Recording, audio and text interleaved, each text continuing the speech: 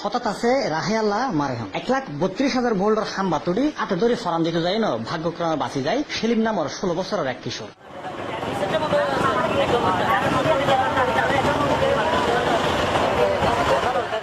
মেয়ের 18 তারিখ শনিবার দৌড়ে 12টা 20 তারিখকে নগরের খুলশি থানাধীন ফয়েজবাগ এলাকার পরিবেশ অধিদপ্তরের ভবনের পিছনে ঝর্ণার পাহাড়ে অবস্থিত পিডিবির হাম্বা তুড়িবার এই ঘটনা।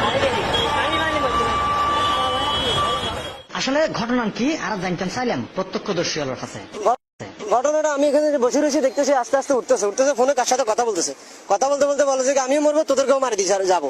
ওঠার পরে ও চাকু একটা বের করছে হাত থেকে, চাকুটা উপরের দিকে উঠার পরে তারপর দেখেছে চাকুটা হাতে। তাই আমি বলছি ও তো পিড়িয়ে মানুষ না। তারপর আমি সবাই ডাক দিয়েছি, ডাকে দেওয়ার পরে সবাই আসছে, সবাই বলতে সে উপরের দিকে উঠি।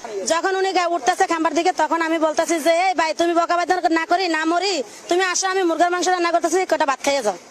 এই কথা বলতেছি, বলে যে না আমি ভাত খাবো না, আমি উপরে যাবো। আমি কে আচ্ছা মরিও না, উপরে যাওয়ার যা করো মরিও না, মরে আবার আমাদের গায়ে গন্ধ লাগাইও না। ফোনে বলছে আমি মরে যাবো, আমি মরে তোদেরকে ফাঁসাই দেবো। আমি ওইটুক শুনছি। এখন তো 1-1.5 ঘন্টা দেখলাম সার হইলাম উপরে উঠে পড়ে ফ্যাম করে না কি সমস্যা সেটা জানে না।